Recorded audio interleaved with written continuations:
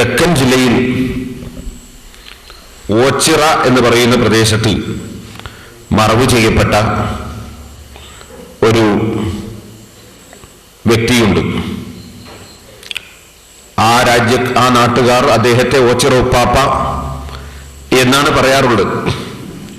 അദ്ദേഹത്തെ സംബന്ധിച്ച് ഒരു മൗലവി ഒരു ചിത്രം കാണിച്ച് പ്രസംഗിച്ചപ്പോൾ ആ ചിത്രം തമിഴ്നാട്ടിൽ പോയി ഞാൻ ഉണ്ടാക്കിക്കൊണ്ടുവന്നതാണ് എന്ന് പറഞ്ഞതും മറ്റും ഞാൻ കൊണ്ടോട്ടി സീഡിയിൽ കേൾപ്പിച്ചിട്ടുണ്ട്. ഇനി നിങ്ങൾക്ക് കേൾക്കണോ?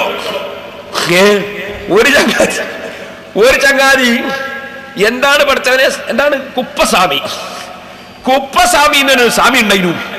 അയാൾക്ക് മക്ബർ ഉണ്ടാക്കിയിട്ട് ഉദ്ഘാടനം ചെയ്യാൻ കാന്തപുരം പോയി കളിച്ചു പോകുന്നത്. എന്നിട്ട് മൂപ്പര് ഒരു ഫോട്ടോ കൊണ്ടുവന്ന് കാണിക്കുന്നു. എന്താണ് കാന്തപുരം ഉസ്താദിന് ഒരു കറാമത്ത് എന്നറിയോ? അള്ളാഹു ദീർഘായുസും ആഫിയത്തും ഹിമ്മത്തും ഏറ്റി കൊടുക്കണം. ചങ്ങാതിയോട് തന്നെ പറഞ്ഞുപോയി, ഇത് ഞാൻ തമിഴ്നാട്ടിൽ പോയിട്ട് ഉണ്ടാക്കി കൊണ്ടുവന്നതാണ്. അവന്ന് വെച്ചാ മോനെ കണ്ടോ, ഞാനിത് വളരെ കഷ്ടപ്പെട്ട് തമിഴ്നാട്ടിൽ പോയി ബന്ധപ്പെട്ടിട്ട് ഉണ്ടാക്കിക്കൊണ്ടുവന്ന പടമായിരുന്നു. തമിഴ്നാട്ടിൽ പോയിട്ട് ഉണ്ടാക്കിക്കൊണ്ടുവന്ന പടാണ് കേട്ടോ. നിങ്ങളൊന്ന് ആലോചിച്ച് നോക്ക്. എന്നിട്ട് മൗലവി നാദാപുരത്ത് വെച്ച് പറയുന്നത്, ഒരു സ്വാമി,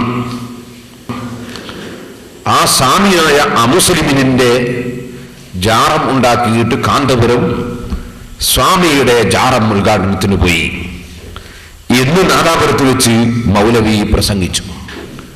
ഒരു മുസ്ലിമിനെ അവിശ്വാസിയായി പ്രഖ്യാപിച്ചാൽ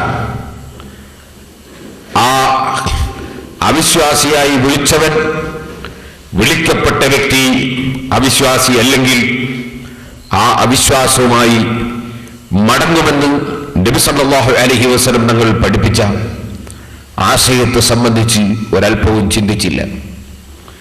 ഒരു മുസ്ലിമായ മനുഷ്യനെ ഒരു അമുസ്ലിമാണ്, സ്വാമിയാണ് എന്ന് പ്രഖ്യാപിച്ചാൽ അദ്ദേഹത്തിന്റെ വിധി എന്താണ്?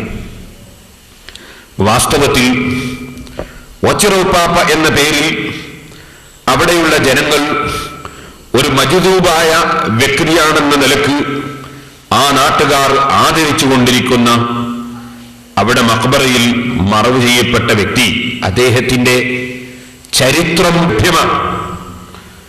അദ്ദേഹം, ഞാൻ ചരിത്ര പുസ്തകത്തിൽ നിന്ന് തന്നെ വായിച്ചു കേൾപ്പിക്കാം.